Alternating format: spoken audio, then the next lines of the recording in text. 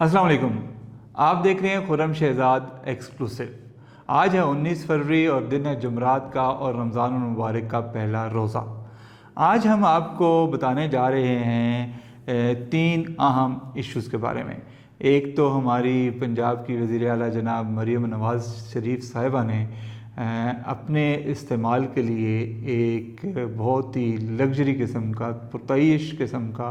VVVIP जहाज़ ख़रीदा है, जिस पर बहुत तबसरे हो रहे हैं और उस पर बहुत तनकीद हो रही है। वो क्या मामला है, क्या वाकई उन्होंने जहाज़ ख़रीदा है, और अगर ख़रीदा है तो किस मकसद के लिए ख़रीदा है, क्या उन्हें इस जहाज़ की ज़रूरत थी या नहीं थी, और इस बारे में क्या बातें चल रही हैं, और इस बारे में ख़ुद हुकूमत पंजाब का क्या कहना है, हम इस बारे में बात करेंगे। फिर हम आपको बताएंगे रिहाई फ़ोर्स के बारे में, जो कि पाकिस्तान तहरीक इंसाफ ने बनाने का ऐलान किया है कि ये रिहाई फ़ोर्स क्यों बनाई जा रही है और अब इसके तहत तहरीक इंसाफ नया क्या करने जा रही है, इससे क्या उनका मकासद क्या हासिल करने जा रहे हैं। उसके बाद हम आपको बताएंगे, आपको याद होगा कि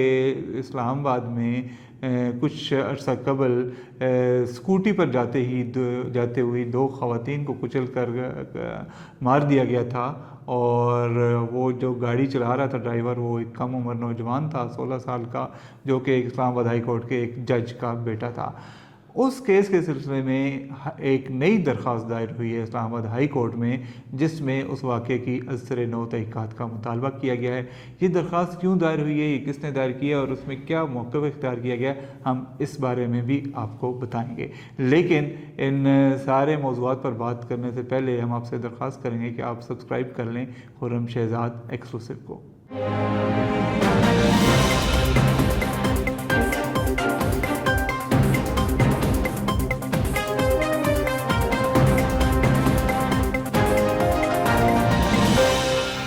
मिफ्ता इस्माइल और मुस्लिम लीग नून के एक और आम रहनुमा मोहम्मद ज़ुबैर साहब, साबिक़ आम रहनुमा मोहम्मद ज़ुबैर साहब, जो कि दोनों किसी वक्त में जनाब नवाज़ शरीफ और मरीम नवाज़ के बहुत करीब थे, इन दोनों ने कल से सोशल मीडिया पर कुछ पोस्टें करना शुरू कर रखी हैं, जिनमें ये कहा गया है कि मरीम नवाज़ ने 11 अरब रुपए का एक नया VVIP त्यारा ख़रीदा है, जो कि उनके अपने आमदोरफ्त के लिए इस्तेमाल होगा और अपने फ़िज़ाई सफ़र के लिए इस्तेमाल होगा। इन कमेंट्स के साथ उन्होंने वीडियोस भी शेयर की हैं। इसमें मोहम्मद ज़ुबैर साहब ने एक त्यारे की बड़ी अच्छी वीडियो शेयर की और मिफ्ता इस्माइल साहब ने भी इस पर बात की। तो उसमें जब हमने बाद में उसको थोड़ा सा रिसर्च की उस वीडियो के बारे में, तो वो एक ऐसी ट्विटर हैंडल की तरफ से रिलीज़ की गई थी जो जहाज़ों और तैयारों और दिफाई अमूर के बारे में ख़बरें देता है। इस पर हम आगे चलकर भी बात करेंगे, लेकिन अभी हम आपको ये बताते हैं कि मिफ्ता इस्माइल साहब ने का ये कहना है कि मरीम नवाज़ ने 11 अरब का ये जहाज़ ख़रीदा है और उनके पास पहले भी एक जहाज़ है, लेकिन ये जहाज़ ख़रीदने की वाहिद वजह यह है कि इसमें बेड और सोफ़ा होता है। और उनका ये कहना है कि ये अवाम के साथ ज़्यादती है शदीद, और क्योंकि अवाम भूखे मर रहे हैं, अवाम के पास खर्चे के पैसे नहीं हैं, अवाम को सब्र की तलकीन की जाती है। और मरीम नवाज़ के पास पहले से एक जहाज़ मौजूद है जो कि वज़ीर आला की हैसियत में उनके पास होना चाहिए, लेकिन उसके बावजूद उन्होंने एक नया लग्जरी पुरतईश किस्म का जहाज़ ख़रीदा है। बाय द वे, अगर आप जहाज़ की वीडियो देखें तो अशश कर उठते हैं, दिल करता है कि हम भी पंजाब के वज़ीर आला हों और हमारे पास भी ये जहाज़ हो। कितना मज़ा है इस जहाज़ में, कितनी मज़े की उसकी नशिस्तें हैं, और ना वहाँ पे किचन बना हुआ है और बड़े मज़े की बार भी है, और भी बहुत सारी चीज़ें हैं। वीडियो चल रही है सोशल मीडिया पर, आप देख सकते हैं। तो बहुत ही उसमें जो है वो इंतहाई ज़्यादा ही लग्जरियस किस्म का और पुरतईश किस्म का त्यारा है, तो वो ख़रीदा है मरीम नवाज़ ने। और इस पर कहना है मोहम्मद ज़ुबैर साहब का, जो कि एक वक्त में मरीम नवाज़ के तर्जुमान भी रह चुके हैं, अब वो दूसरी तरफ चल रहे हैं। वो कहते हैं कि ये पाकिस्तान के जो 45% जो लोग हैं वो कहते हैं कि can a nation struggling with economy 45% people below poverty line and record unemployment afford this luxury. Punjab government में issue A denial if not true, यानी वो कह रहे हैं कि अगर इस ठीक नहीं है तो हुकूमत पंजाब इसकी तरदीद करेगी। जो ख़बरें आ रही हैं कि 11 अरब का जहाज़ ख़रीदा है और जो 45% लोग हैं वो پاکستان کے وہ غربت کی سطح کے لکیر کے نیچے رہ رہے ہیں، مطلب غربت سے بھی نیچے ہیں. تو ایسے ملک میں جو حکمران طبقہ ہے کیا اس طرح کا ہتھیارہ اس کو لینا چاہیے، اور کیا یہ ہماری جو قوم ہے اس کو افورڈ کر سکتی ہے؟ اس کے ساتھ ہی انہوں نے طیارے کی ویڈیو بھی شیئر کی. تو یہ سوالات انہوں نے اٹھائے، جس کے جواب میں جناب عظمیٰ بخاری صاحبہ نے کہا جی، عظمیٰ بخاری کے بارے میں آپ کو بعد میں بتاتا ہوں انہوں نے کیا کہا، لیکن یہ جو ویڈیو ریلیز ہوئی پھر اس پہ ایک اسٹارٹ کام بیورو ایک ٹویٹر اکاؤنٹ ہے اور ادارہ بھی ہے جو کہ جہازوں کے متعلق اور ڈیفنس انڈسٹری کے متعلق بہت ساری خبریں دیتا ہے، امریکہ میں بیسڈ ہے بیسیکلی. اس نے ایک ٹویٹ کیا جس میں اس نے لکھا ہے کہ رجسٹریشن، اس طیارے کی ویڈیو لگا کے جہاں سے ویڈیو زبیر صاحب نے اور دوسروں نے غالباً لی ہے، اس کے اوپر اس نے لکھا ہے کہ registration number is N144S old FAA registration will be changed to Pakistani registration soon. Interior and exterior video from seller. Approximate asking price of 38 to 42 million US dollars. یعنی کہ جو بیچنے والا ہے اس نے یہ ویڈیو بنا کے دی ہے اور اس نے 38 سے 42 ملین ڈالر تک اس کی قیمت مانگی ہے. اب اس کا ظاہر ہے یہ تو کنفرم ہو گیا کہ طیارہ آیا ہے، اور کچھ اور ٹویٹس میں نے دیکھی ہیں اس میں کہا جا رہا ہے کہ طیارے کو یہ بھی بتایا جا رہا ہے کہ یہ راولپنڈی سے لاہور جا رہا ہے اس وقت، اور اس کی لوکیشن جو آن لائن ٹریکنگ کے ذریعے آج کل پتہ چل جاتی ہے، ہر کوئی ٹریس کر سکتا ہے اگر اس کو جہاز کا نمبر پتہ ہو. تو اس میں بتایا گیا کہ راولپنڈی سے لاہور اڑتا ہوا بھی دیکھا گیا. لیکن یہ 16 فروری کی ٹویٹ ہے دا اسٹارٹ کام بیورو کی، جس میں وہ کہہ رہے ہیں کہ جو ہے اس کا رجسٹریشن نمبر چینج ہوگا. ایک اور میں نے ٹویٹ دیکھی، اس میں اس طیارے کو پنجاب 2 کا نام دیا گیا، جو فلائنگ کوڈ ہوتا ہے وہ اس کو پنجاب 2 کا نام دیا گیا، جس کا مطلب یہ ہے کہ پنجاب 1 آلریڈی ایک طیارہ ہے جو کہ یقیناً چیف منسٹر کا پہلا طیارہ ہے. تو اس بارے میں عظمیٰ بخاری صاحبہ نے آج ایک پریس کانفرنس کری تھی کسی اور موضوع پر، رمضان کی قیمتوں کے بارے میں. تو ان سے سوال پوچھا گیا کہ یہ طیارہ خریدا گیا ہے یا نہیں خریدا گیا. تو انہوں نے بجائے کہ وہ اس بارے میں یہ بات کریں کہ طیارہ خریدا گیا ہے یا نہیں خریدا گیا، یا اگر خریدا گیا تو کیوں خریدا گیا ہے، یا اس کی واقعی ضرورت تھی اور یہ جسٹیفائڈ ہے، انہوں نے اس کو ٹوسٹ دینے کی کوشش کی. اور انہوں نے کہا جی کہ ہم ایئر پنجاب بنا رہے ہیں جس کے سلسلے میں ہم 7 جہاز خریدیں گے اور لیز پہ لیں گے. انہوں نے کہا کہ دونوں آپشن ہم ان میں سے کچھ کریں گے، اور یہ جو جہاز ہے یہ اس فلیٹ یا بیڑے کی ایک کڑی ہے. اب جس نے جہاز کی ویڈیو دیکھی ہے وہ صاف بتا سکتا ہے کہ بھائی یہ جہاز پیسنجر پلین نہیں ہے جو اگر پنجاب ایئر لائن بن رہی ہے تو اس میں استعمال ہوگا. یہ انتہائی VVIP قسم کا جہاز ہے اور اس میں چند لوگ ہی بیٹھ سکتے ہیں، زیادہ لوگ نہیں بیٹھ سکتے، اور وہ کسی اعلیٰ حکام یا کسی ہائی گورنمنٹ آفیشیل یا کسی پرائیویٹ جس کے پاس اتنے پیسے ہوں وہ جہاز خرید سکے تو وہی اپنے مقصد کے لیے استعمال کر سکتا ہے. اس کو پیسنجر پلین نہیں بنایا جا سکتا. اور ہاں یہ ہو سکتا ہے کہ کوئی اپنے پیسوں سے خرید کو اس کو بطور چارٹرڈ پلین دے اور اس کے پھر بہت زیادہ لاکھوں کروڑوں روپے اس کا کرایہ حاصل کرے تو وہ ایک پاسبل ہے. لیکن جب اگر پنجاب نے کمرشل ایئر لائن بنانی ہے تو اس میں تو یہ طیارہ بالکل بھی آتا ہی نہیں، سوٹ ہی نہیں کرتا. ایون ایئر لائن کے سربراہ کو یہ طیارہ نہیں رکھنا چاہیے. یہ chief minister, prime minister level کی ہی باتیں ہیں، وہی لوگ کر سکتے ہیں. تو یہ جناب بڑا چل رہی ہیں چیزیں. اور مریم نواز صاحبہ کی حکومت جو ہے وہ اس وقت جو جتنی ان کی تعریفیں ہو رہی تھیں پچھلے دنوں بسنت کی آرگنائز کرنے میں اور دوسری اسکیموں کے سلسلے میں، اس طیارے کے چکر میں اس بسنت کے فوراً بعد انہوں نے ایک اور قدم اٹھایا کہ انہوں نے اپنے بینوئی کو جناب اپنا مشیر لگا دیا AI اور علی ڈار صاحب کو، اور اب انہوں نے طیارہ خرید لیا. طیارے کی خبریں آ گئیں تو وہ مسلسل منفی قسم کی خبروں کی زد میں ہے. مریم نواز ہو رہی ہے، ان کے امیج کے لیے کوئی اچھا نہیں ہے، اور اوپر سے ان کے ترجمان ایسے ہیں کہ وہ معاملے کو سلجھانے کے بجائے الٹا الجھا دیتے ہیں جس سے مزید تنقید ہوتی ہے. تو اس بارے میں اگر انہوں نے یہ جہاز خریدا ہے تو انہیں بتانا چاہیے واضح طور پہ کہ انہوں نے کیوں خریدا ہے، کہ ان کو اس کی کیا ضرورت تھی، اور اگر کچھ اور مقصد ہے یا نہیں خریدا تو تردید کر دیں، اگر کوئی اور ہے تو وہ کھل کے اس پہ بات کریں. ادروائز یہ بڑا ان کے اس جو دور ہے وزارت عظمیٰ کا اس کے پہ یہ بہت بڑا سوالیہ نشان ہے. اب ہم آتے ہیں پنجاب سے نکل کر صوبہ خیبر پختونخوا کی طرف کہ وہاں کیا ہو رہا ہے. وہاں بھی کوئی بہت زیادہ کوئی ایسی چیزیں نہیں چل رہی کہ ہم کچھ اس پہ مثبت باتیں کر سکیں. کل جناب سہیل آفریدی صاحب نے ایک عمران خان رہائی فورس بنانے کا اعلان کیا ہے جی کہ میں عمران خان رہائی فورس بناؤں گا جو کہ عمران خان کو رہا کروائے گی. یہ اعلان انہوں نے اس موقع پر کیا جو گزشتہ 5 روز سے انہوں نے دھرنے دیے ہوئے تھے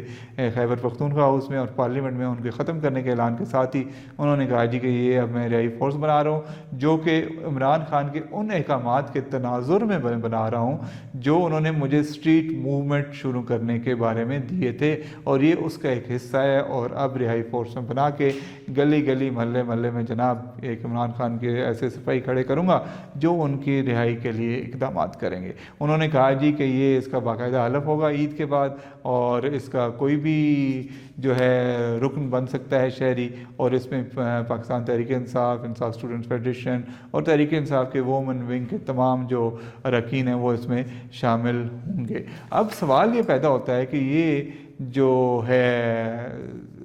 عمران خان رہائی فورس جس کی باقاعدہ رکنیت دی جائے گی اور اس کا حلف بھی لیا جائے گا، اور شفیع جان صاحب کہہ رہے ہیں جی کہ اس کا کوئی سیاسی ونگ نہیں ہے اور عمران خان کی رہائی کے بعد یہ فورس ختم کر دی جائے گی، تو یہ فورس کرے گی کیا؟ مطلب کیسے رہائی کوائے گی عمران خان کو؟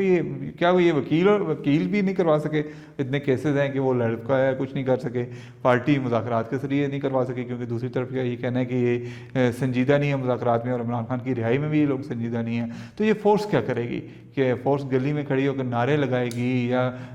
سڑکیں بند کرے گی جس طرح